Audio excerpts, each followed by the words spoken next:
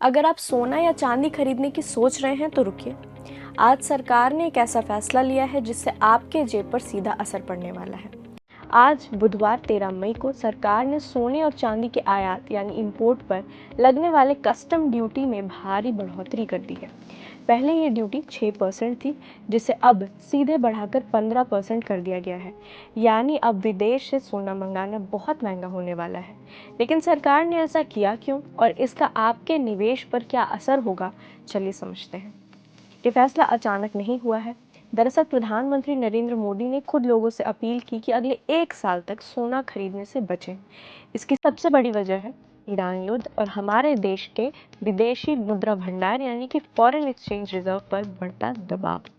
हमारी अर्थव्यवस्था इस वक्त एक चुनौतीपूर्ण दौर से गुजर रही है। डॉलर के मुकाबले भारतीय रुपया कमजोर होकर 95 रुपये 75 पैसे के रिकॉर्ड निचले स्तर पर पहुंच गया है।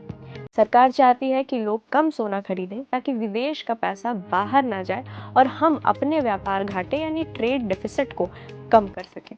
अब थोड़ा गणित समझिए। ये 15% ड्यूटी कैसे काम करेगी?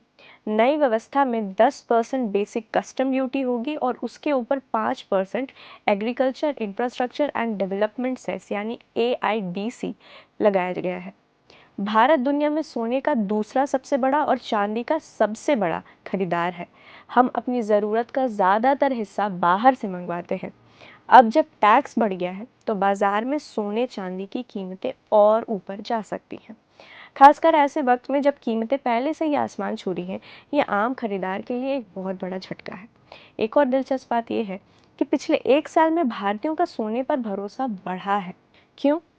क्योंकि शेयर बाजार से वैसा रिटर्न नहीं मिल रहा जैसा मिलना चाहिए। वर्ल्ड गोल्ड काउंसिल की रिपोर्ट कहती है कि मार्च की तिमाही में गोल्ड ETF में निवेश 186% बढ़ गया है। लोग अब इसे सबसे सुरक्षित निवेश मान रहे हैं। लेकिन अब सरकार की इस नई ड्यूटी के बाद क्या लोग अब भी सोना खरीदना जारी रखेंगे, ये देखने वाली बात होगी। तो कुल मिलाकर बात यह है कि सोना अब सोना नहीं बल्कि लोहे के चने चबाने जैसा महंगा होने वाला है। सरकार ने साफ संकेत दे दिए हैं, रुपए को बचाना है तो फिलहाल सोने से दूरी बनानी होगी। ऐसी ही खबरों के लिए जुड़े रहें प्रभात खबर के साथ। प्रभात खबर .com, विश्वास वही, रफ्तार नहीं।